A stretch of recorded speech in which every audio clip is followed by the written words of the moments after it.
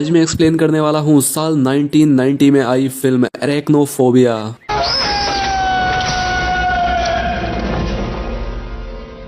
कहानी की शुरुआत होती है और हम डॉक्टर अथरटन को देखते हैं जो कि बग्स की नई प्रजाति की खोज करने के लिए साउथ अफ्रीका के जंगलों में आए होते हैं। इसके बाद अब ये लोग एक वैली तक पहुंचते हैं और एक आदिवासी गाइड को अपने साथ लेकर पैदल आगे बढ़ने लगे और चलते हुए ये लोग एक ऐसी जगह पर पहुंच जाते हैं जहां उन्हें बग्स की एक ऐसी प्रजाति मिलने वाली थी जिसे कि आज तक किसी ने नहीं देखा था। जिसके बाद ये लोग अपने इक्विपमेंट लगाकर वहां पर धुआं कर देते हैं जिससे कि वहां आसपास मौजूद सारे बग्स नीचे गिरने लगते हैं।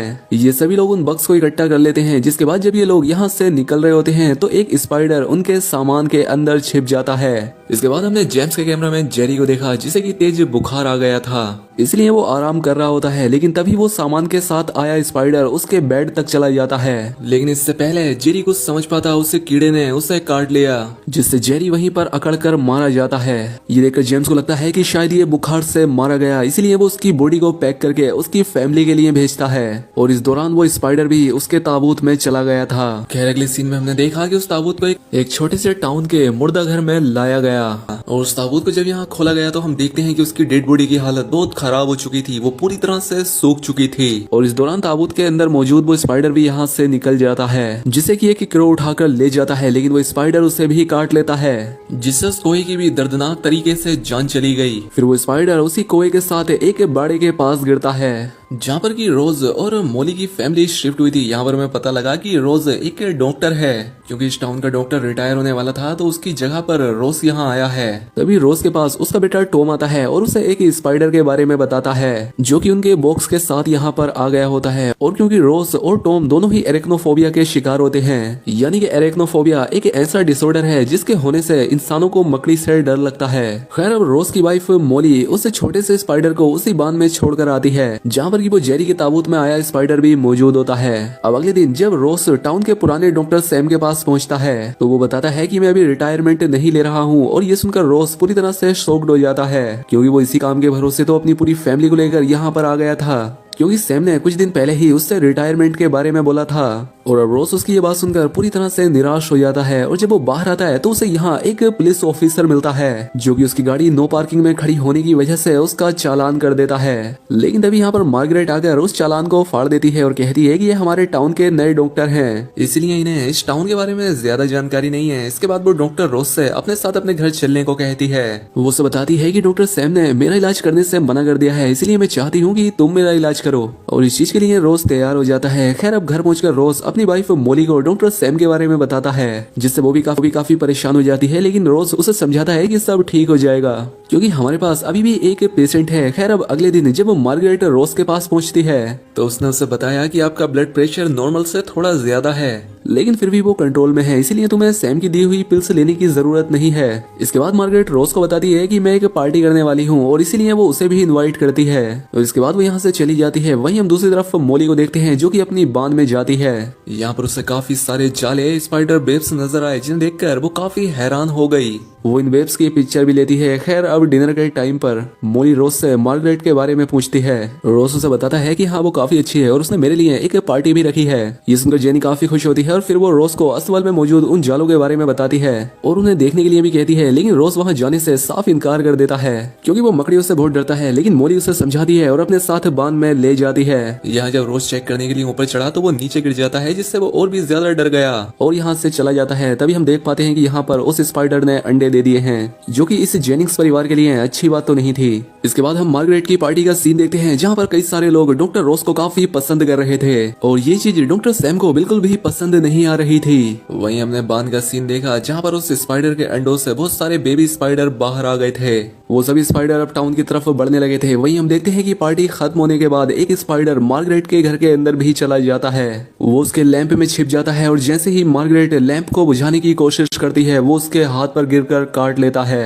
खैर अगली सुबह रोज मार्गरेट को थैंक्स बोलने के लिए उसके घर पहुंचता है, लेकिन मार्गरेट उसे वहां पर मरी हुई मिलती है। और इसीलिए जब पुलिस ऑफिसर उसे यहाँ देखने आता है तो डॉक्टर सैम उसे बताता है कि मार्गरेट को हार्ट अटैक आया है, जिससे वो काफी हैरान होता है क्योंकि उसने मार्गरेट को खाने के लिए कुछ पिल्स दे रखी थी। जिस पर रोज बताता है कि मैंने ही उन्हें वो पिल्स खाने से मना कर दिया था क्योंकि मुझे उनकी कोई जरूरत नहीं लगी। इस बात से डॉक्टर सैम उस पर बहुत गुस्सा होता है। वो कहता है कि तुम शहर से आए हुए डॉक्टर हो, इसीलिए तुम्हें लोगों की कोई परवाह नहीं है और मार्गरेट की मौत की जिम्मेदार भी तुम ही हो। इसके बाद हम मार्गरेट के फ्यूनरल को देखते हैं, जहाँ पर हेनरी नाम के एक कोच को डॉक्टर रोज पर पूरा भरोसा था, इसलिए वो डॉक्टर रोज को अपनी जिम में बुलाता है और इस बात से डॉक्टर रोज भी बहुत खुश हुआ। इसके बाद वो उसकी जिम में जाकर वहां पर मौजूद प्लेयर्स को एक एक करके चेक करता है और इसके बाद ये लोग मैदान में गेम खेल रहे होते हैं। तभी एक स्पाइडर बॉब नाम के एक प्लेयर के हेलमेट में छिप जाता है और जब वो खेल रहा होता है तो उसी बीच उस स्पाइडर ने उससे काट लिया, जिससे उसकी जान चली गई। ये देखकर वहां पर मौजूद सभी लोग काफी ज्यादा हैरान हो जाते हैं। अब इसके बाद जब डॉक्टर रोस और मोली अपने घर पहुंचे तो वहां पर उनके बच्चे काफी उदास होते हैं, क्योंकि डॉक्टर रोस को अब सभी लोग डॉक्टर डेथ के नाम से बुला रहे होते हैं, यानी कि मौत का डॉक्टर, क्योंकि वो जिसका भी डॉक्टर बनता है उसी की जान चली जाती है।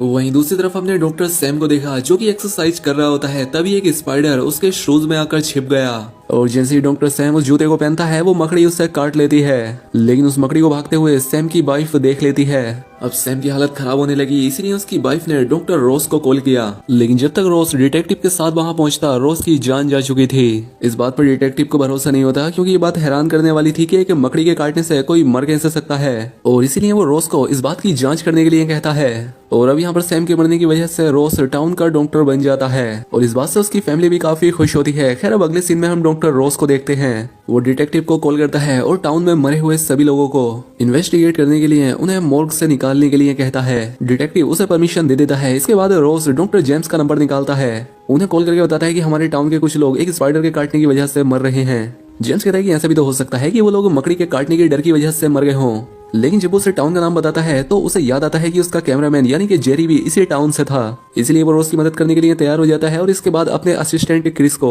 रोज के पास भेजता है पूरी बात का पता लगाने के लिए। इसके बाद क्रिस रोज के साथ उन कब्र से निकाली हुई डेड बॉडीज को चेक करता है और यहाँ पर रोज क्रिस को स्पाइडर के व्हाइट मार्क को दिखाता है, जिसे देखकर वो भी काफी हैरान हुआ। इसके बाद उसने कॉल करके इस बारे में जेम्स को बताया। वो उसे तुरंत यहाँ आने के लिए कहता है और अब जेम्स भी मान जाता है।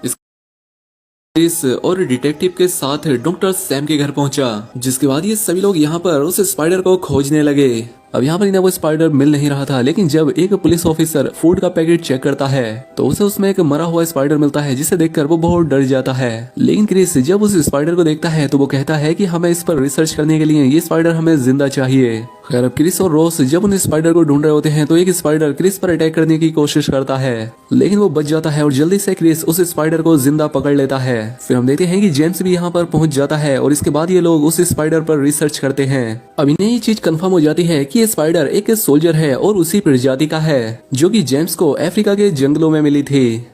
इस बात से जेम्स काफी हैरान होता है, और क्योंकि कोई भी मकड़ी या स्पाइडर इतने दिनों तक जिंदा नहीं रह सकती, ये अफ्रीका से आए इस स्पाइडर ने एक जर्नल की तरह काम करके अपना एक घोंसला बना लिया और बहुत सारे सोल्जर स्पाइडर को जन्म दिया, जिन्हें वो एक लीडर की तरह कंट्रोल करता है।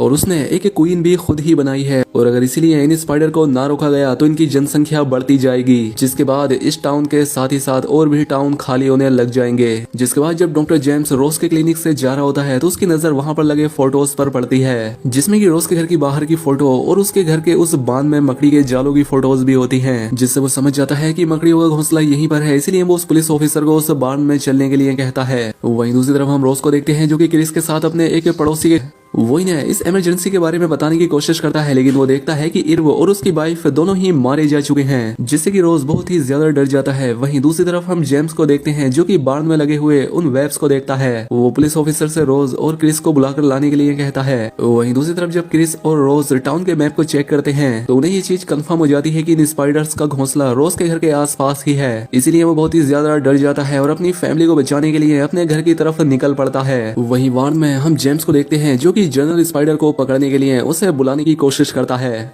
लेकिन वो जनरल स्पाइडर अचानक से उस पर हमला कर देता है। इसके बाद हम रोज और क्रिस को देखते हैं जिनके साथ गैलवर्ड नाम का एक आदमी भी होता है जो कि इन बग्स इन कीड़ों को मारने का काम करता था। इसके बाद जब ये लोग रोज के घर पहुंचते हैं तो डेलवर्ड उन कीड़ों को मारने के लिए बाढ़ में पहुंचता है। उसे यहाँ पता लगता है कि स्पाइडर के काटने की वजह से जेम्स भी मारा जा चुका है, जिस वजह से वो काफी डर जाता है। वहीं दूसरी तरफ रोज और क्रिस जब रोज के घर पहुंचते हैं तो वहाँ पर बहुत सारे स्पाइडर्स अटैक कर देते हैं, जिनसे बचकर रोज और उसकी फैमिली तो निकल जाती है, लेकिन रोज वहीं पर फंस जाता है और जब वो बाहर निकलने की कोशिश करता है तो वो बेसमेंट में गिर जाता है,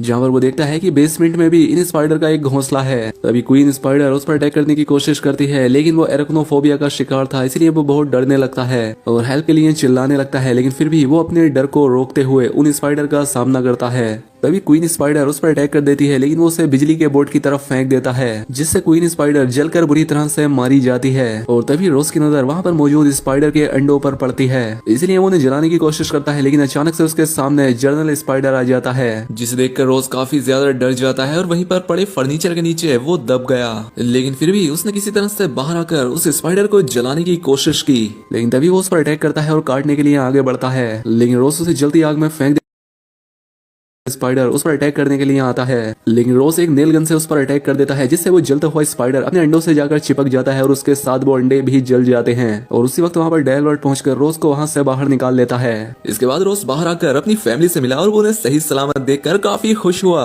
अगले सीन में हम देखते हैं कि रोज अपनी फैमिली के साथ वापस सैन फ्रांसिस्को चला जाता है और वो यहाँ पर काफी खुश होता है। और अब इसी सीन के साथ ये फिल्म, ये कहानी यहाँ खत्म हो जाती है।